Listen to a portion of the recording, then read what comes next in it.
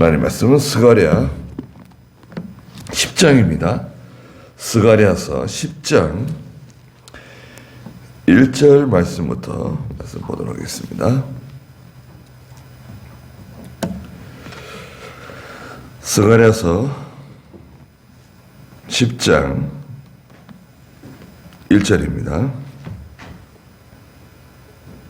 네. 봄비 내리는 계절에 여호와께 비를 구하여라. 여호와는 번개와 소나기를 내려 그들 각 사람에게 밭에 농작물을 주실 것이다.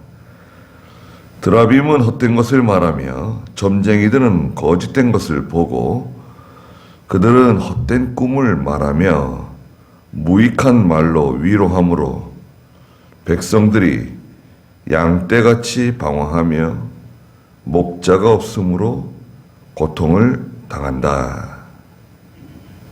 그랬습니다.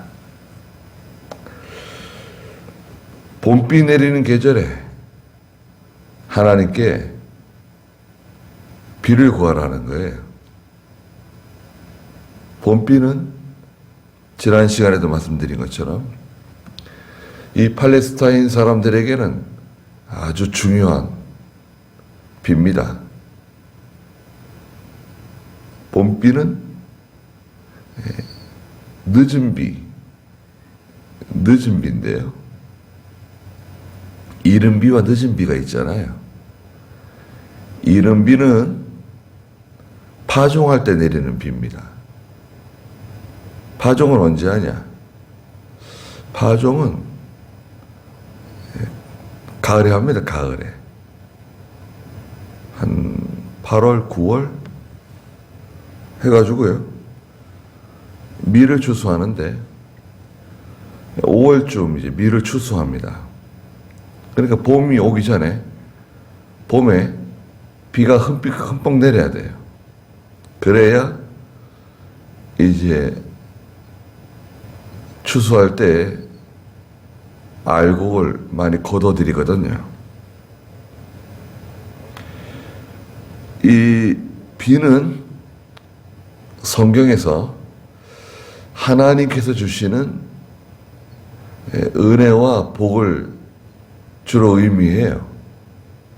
비와 이슬. 신명기 32장 2절에서도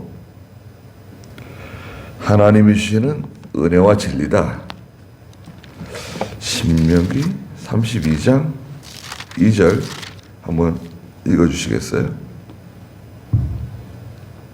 나의 교훈은 비처럼 내리고 내 말은 이슬처럼 맺히며 연한 풀 위에 가랑비 같고 채소 위에 소나기 같다. 네. 하나님이 주시는 성도에게 주시는 은혜와 진리의 말씀, 그것은 비처럼 내린다. 내 말은 이슬처럼 맺히고 연한 풀 위에 가랑비 같고 채소 위에 내리는 소낙비 같다. 네. 우리는 하나님이 주시는 은혜의 단비를 맞고 사는 사람들입니다. 비가 그치잖아요. 엘리야 시대에 하나님께서 엘리야를 통해서 북이스라엘 아합 왕에게 가서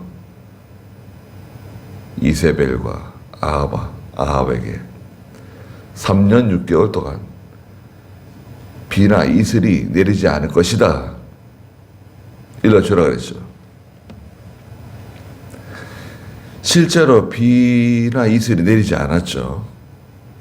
3년 6개월. 한 3년 비가 오지 않으면 굉장히 어려울 겁니다.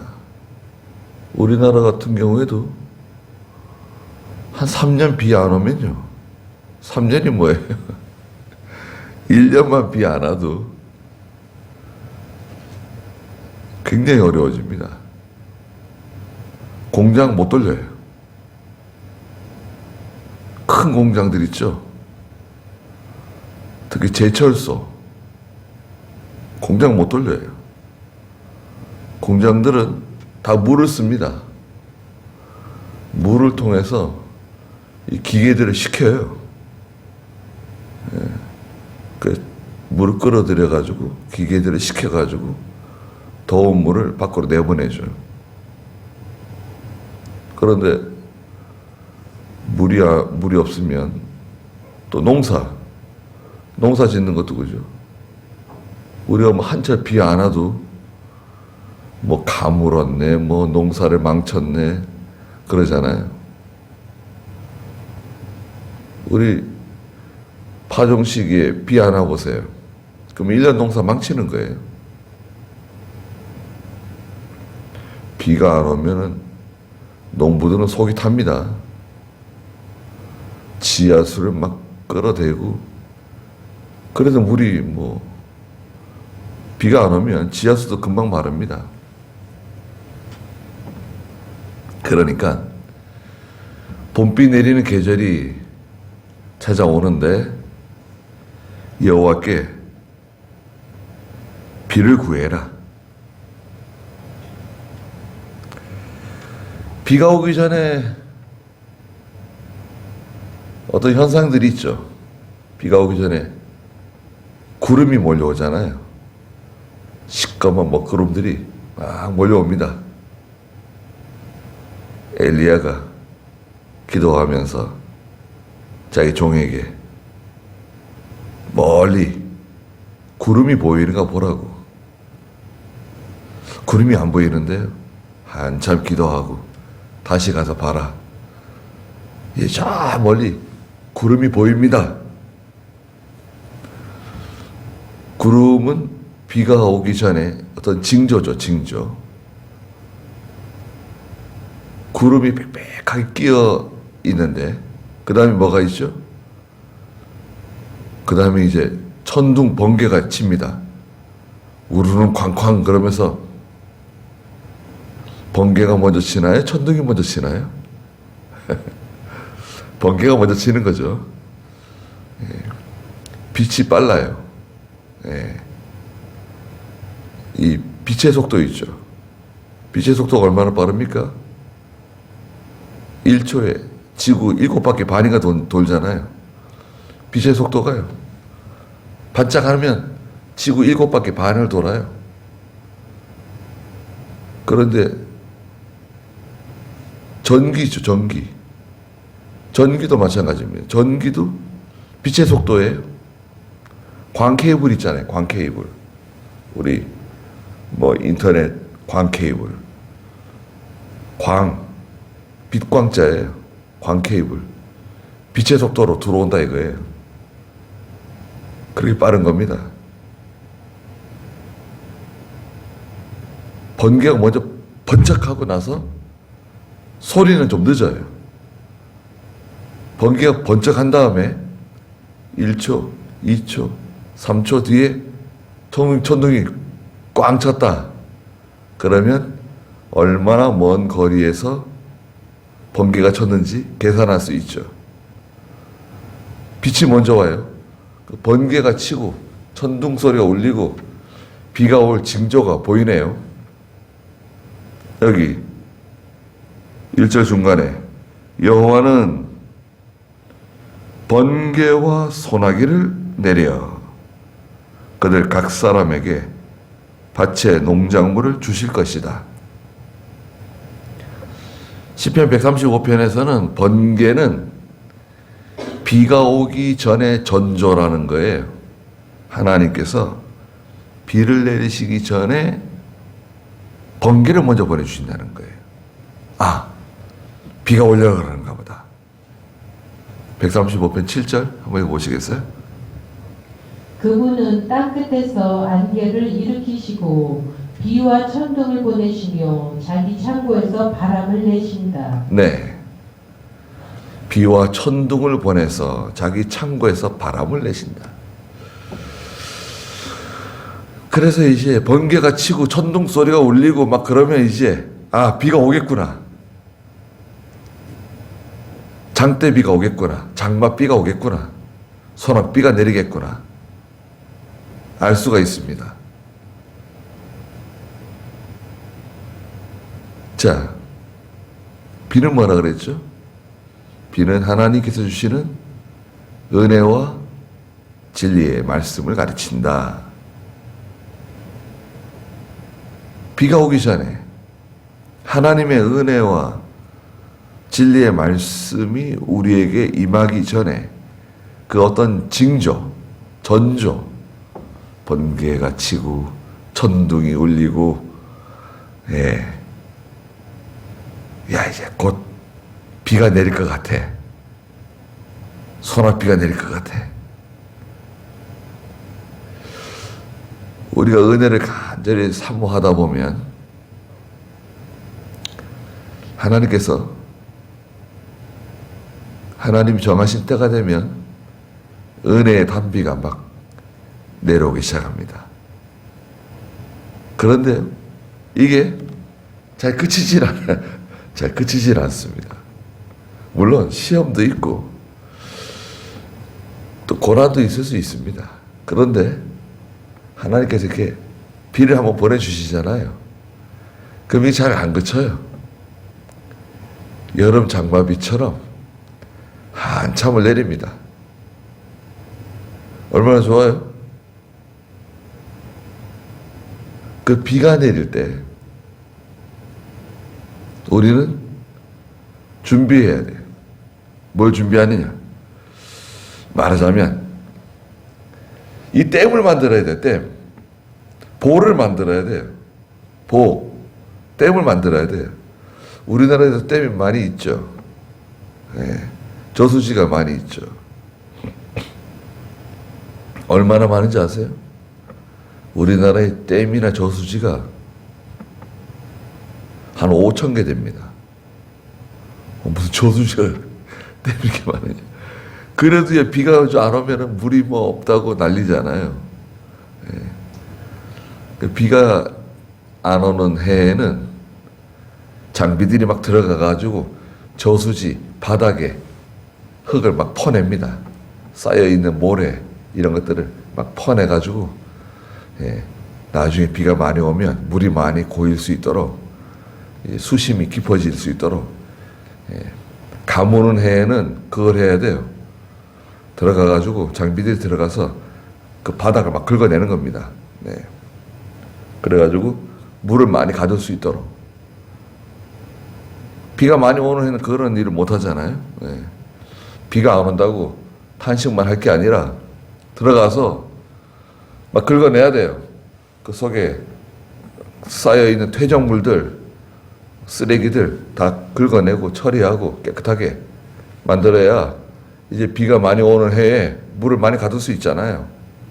또 댐이 필요한 곳에 댐을 건설하고 환경을 주장하는 분들이 있죠.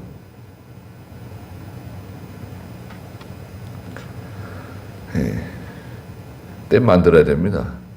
우리나라에 댐을 더 만들어야 돼요. 부족합니다. 지금 물이 부족해요. 한국이 물이 부족한 나라입니다. 물 부족 국가에, 세계 유엔에 물 부족 국가에 한국도 들어가 있어요. 그 댐을 많이 만들어야 돼요. 지금 반대하는 사람들이 있다 하더라도 약간 해야 되잖아요. 그게 정치가들이 해야 할 일인데, 여하튼 소나비가 막 내립니다. 소나비가 내리기 전에 우리는 준비를 해야 된다. 하나님이 은혜를 주실 때는요, 그 은혜를 잘 간직을 해야 돼요. 왜 간직해야 되느냐? 가뭄이 와요. 가뭄이 반드시 옵니다. 장사가 잘 될 때 있죠. 수입이 좋을 때. 그때는 뭘 준비해야 될까요?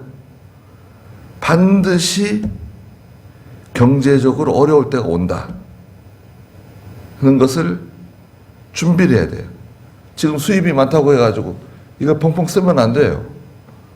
반드시 기근이 옵니다. 가뭄이 와요. 그러니까 수입이 좋을 때는 그걸 잘 저축을 해야 돼요. 현찰에 비축을 해야 돼요. 뭐 부동산에 투자를 하든 뭐 주식에 좀 투자를 하든 해가지고 잘 준비를 잘 해야 됩니다. 해가지고 반드시 비가 오지 않고 가뭄이 온다, 어려울 때가 온다는 것을 준비해야 돼요. 준비하지 않으면 어떻게 됩니까? 그 이솝우화의 여름철에 개미는 열심히 겨울을 준비하고 배짱이는 나무에 앉아서 노래 부르다가 얼어 죽잖아요. 근데 배짱이처럼 사는 것도 좋다고 그런데 요즘 잘 준비를 해야 됩니다. 번개와 소나기를 내려서 그들 각 사람에게 밭에 농작물을 주실 것이다. 추수할 게 많아집니다. 거둬들일 게 많아져요. 필요한 게 뭐죠? 은혜의 단비, 은혜의 소낙비가 필요해요. 그 비를 구하라는 거예요. 그 비를 구하라고 하는 것은 실제 비를 구해야 되지만 지금 스가랴서에서 말씀하시는 것은 영적인 의미죠. 하나님의 은혜를 간절히 사모하라는 거예요. 사모하는 심령을 만족해 하신다 말씀하시잖아요. 사모하는 마음이 있어야 돼요. 지금처럼 하나님의 말씀이 풍성한 때가 어디 있냐. 기독교 방송에도 나오고 뭘 틀기만 하면 케이블에서도 나오고 어디든지 뭐 말씀 들을 수 있고 그렇지 않냐. 글쎄요. 저는 그렇게 생각하지 않습니다. 그리고 1년 내내 기독교 방송 듣는 분들이 있어요. 그게 뭐 좋은 것 같기도 한데 글쎄요. 저는 썩 권하고 싶지가 않아요. 교회에서 문제를 일으키는 분들의 다수는 기독교 방송을 많이 듣고 보는 분들이에요. 어느 교회나 마찬가지입니다. 이상하죠? 왜 그럴까요? 아니, 기독교 방송 많이 보고 듣고 그 훌륭한 설교들을 많이 들으면 성자가 됐을 것 같은데 그분들이 자기 교회에서 문제를 일으켜요. 왜 그럴까요? 자, 비교를 하게 돼. 비교. 우리는 왜 저렇게 하지 못할까? 우리는 왜 저렇게 저런 식으로 하지 못할까? 비교를 자꾸 하게 돼요. 그리고 자기 목자를 판단해요. 아니, 세상에 양이 자기 목자를 판단하는 양이 있어요. 그럼 그 목자와 같이 살 수 있겠어요? 그 양이? 그 양이 달아나든지 양이 목자를 쫓아내든지 이런 일이 벌어지는 거예요. 못 견뎌요. 여러분 주변에 잘 보세요. 여러분 주변에서 기독교 방송 열심히 듣고 열심히 보는 분들이 자기 교회에서 어떻게 신앙생활 하는지 한번 생각해 보세요. 그분들이 정말 믿음으로 잘 살고 있는지, 그 사람들이 어떤 말을 하는지. 그러니까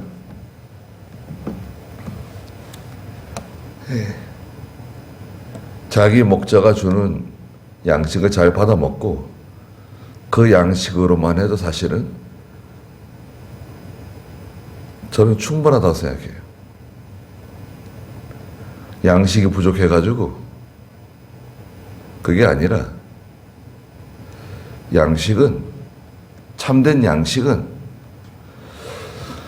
내 영이 소생하는 양식이거든요. 내 영이 소생하는 양식. 내 영을 살리는 양식. 그것은 멀리 있지 않아요. 절대 멀리 있지 않습니다.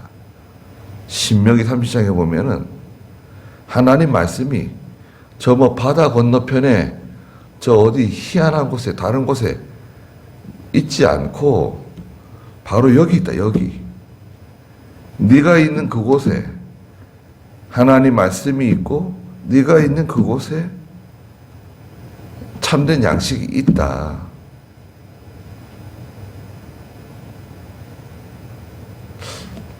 신명기 30장 맞나요?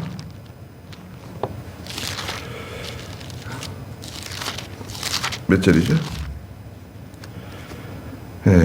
11절 30장 11절 읽어보세요. 참으로 오늘 내가 내게 명령하는 이 명령은 내게 어려운 것도 아니고 멀리 있는 것도 아니다. 그것은 하늘에 있는 것이 아니니 누가 우리를 위해 하늘에 올라가 그것을 우리에게 가져와 들려주어 우리가 그것을 행할 것인가 라고 말할 것이 아니며 또한 이 명령은 바다 건너에 있는 것도 아니니 누가 우리를 위해 바다를 건너가 그것을 우리에게 가져와 들려주어 우리가 행할 것인가 라고 말할 것도 아니다. 참으로 그 말씀이 내게 아주 가까워서 내 입에 있고 내 마음에 있으니 내가 그것을 행할 수 있다. 하나님의 명령, 내게 필요한 그 생명의 양식, 내 영을 소생시키는 그 말씀은 저 하늘 뭐 꼭대기에 있는 것도 아니고 저 바다 건너편에 있는 게 아니다. 그러면 가령 그 기독교 방송에서 나오는 그 말씀이 그렇게 좋고 그렇게 자기 영에게 도움이 된다 그러면 그럼 거길 나가지, 그 교회를.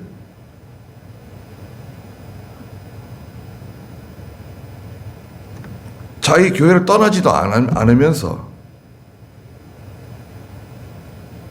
양식이 어떻다니, 밥이 어떻다고, 뭐 국이 어떻다고, 반찬이 어떻다고 계속 원망 불평하고 자기 목자를 못 사게 굴고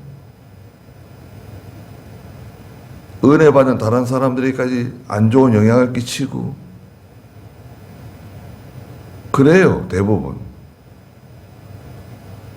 우리는 뭐 그런 분이 지금 없는데 교회에서 문제를 일으키는 분들이 대부분 그렇습니다. 여러분 주변에 잘 보세요. 다른 교회도 마찬가지예요. 신명기 30장에 있는 말씀을 보라 이거예요. 그러면 내 영이 살아나고 내게 양식이 되는 그 말씀은 어디에 있느냐? 그 말씀이 내게 아주 가까워서 내 입에 있다. 지금 네 입에 있고 네 마음에 있으니 너는 그것을 행할 수 있다. 하늘 꼭대기에 있는 것도 아니고 바다 건너편에 있는 게 아니다. 어디 뭐 별나라에 있는 게 아니다.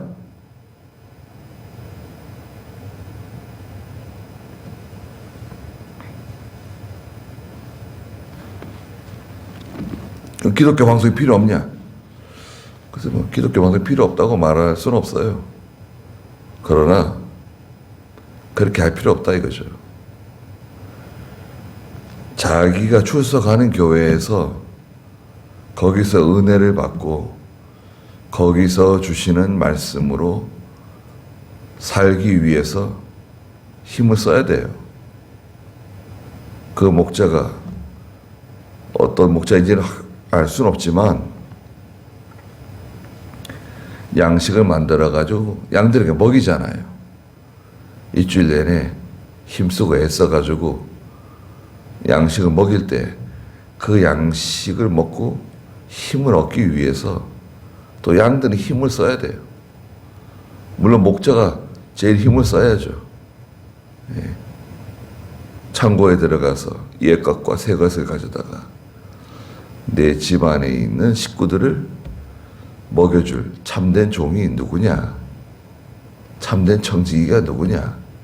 좋은 청지기가 돼야 되고 또 양들은 자기 목자가 주는 양식으로 기뻐해야 돼요. 왜? 그 말씀이 자기를 살리는 말씀이니까 먼데 있는 말씀이 아니라 이거죠. 2절에 오늘 거기까지만 해야 되겠네요. 1절 말씀이 중요해요. 저 스가랴 10장 말씀을 주일날 전해야 되는 건가? 스가랴 10장 말씀을 전하고 싶은 마음이 있었는데 또 뭐 하나님 뭐 어떤 말씀을 주실지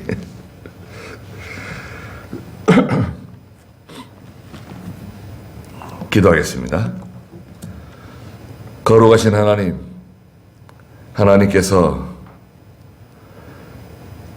추수하기 전에 하나님이 내려주시는 소낙비, 은혜의 단비를 하나님께 간구해서